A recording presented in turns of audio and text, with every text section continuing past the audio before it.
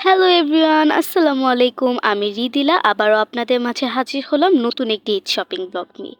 এবারে ঈদ শপিংটা কিন্তু সম্পূর্ণ আলাদা। আপনারা তো জানেনই, ঈদের পোশাকের পাশাপাশি বাসা সাজানোর কিছু জিনিসপত্রও কিন্তু সব সময় কিনতে হয়। আর আমরা সবাই কম বেশি জানি ঈদের পোশাকের আনন্দকে পরিপূর্ণ করতে কিন্তু নিজেদের বাসাবাড়িকেও সবসময় পরিপাটি রাখতে হয়। আর এই চিন্তা থেকে আম্মুর সঙ্গে আজ মার্কেটে যাওয়া। আর আমি কোথাও বের হওয়া মানেই হচ্ছে ছোট্ট একটি ভিডিও করা এবং আপনাদের সাথে শেয়ার করা। তবে চলুন এবার শুরু করা যাক।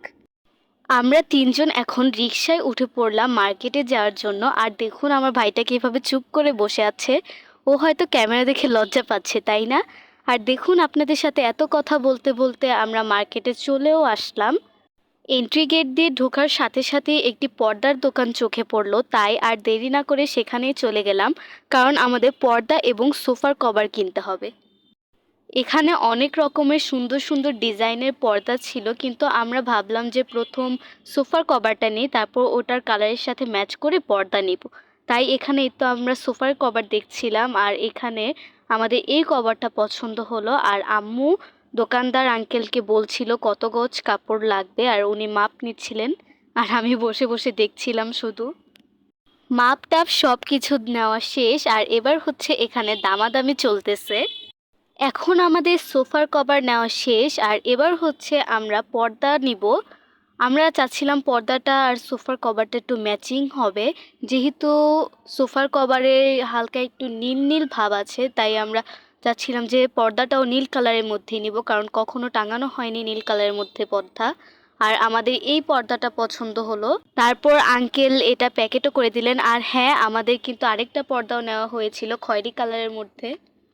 এবার আমাদের পর্দা সোফার কভার সব কিছু নেওয়া শেষ। এখন হচ্ছে একটা পাপোশ নিব, বড় দেখে পাপোশ নিব। আর এখানে অনেক দোকানেই আমরা ঘুরতেছিলাম, কিন্তু কোনো পাপোশই আমাদের পছন্দ হচ্ছিল না।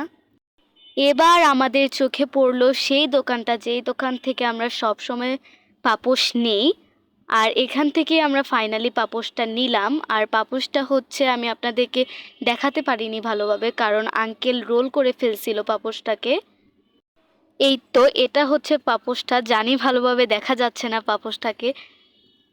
আমাদের পছন্দ মতো পাপোশও নেওয়া হয়ে গেছে, কিন্তু হঠাৎ করে আম্মু বলে উঠলো আম্মুর নাকি রেক্সিন ক্লথও লাগবে টি টেবিলের ওপর বেছানোর জন্য। তাই আমরা একটা রেক্সিন ক্লথ পছন্দ করছিলাম। আর এই তো এটা হচ্ছে সেই রেক্সিন ক্লথ। আর রেক্সিন ক্লথটা সুন্দর না, একদম ঝকঝকা। এটা বেছালেও ফুটে থাকবে, তাই না? এটাই আমরা ফাইনালি পছন্দ করে নিয়ে নিলাম, কারণ এটার কালারটাও কিন্তু আমাদের পর্দার সাথে আর সোফার কভারের সাথে যাচ্ছে। ফাইনালি আমাদের সব কেনাকাটা শেষ। এবার আমরা একটা রিক্সা নিয়ে নিলাম আমাদের বাসার উদ্দেশ্যে যাওয়ার জন্য। আর আমার আজকের ব্লগটা আপনাদের কাছে কেমন লেগেছে অবশ্যই কমেন্ট করে জানাবেন। যদি ভালো লেগে থাকে তাহলে অবশ্যই সাবস্ক্রাইব করে যাবেন। দেখা হচ্ছে নেক্সট কোনো ব্লগে। বাই।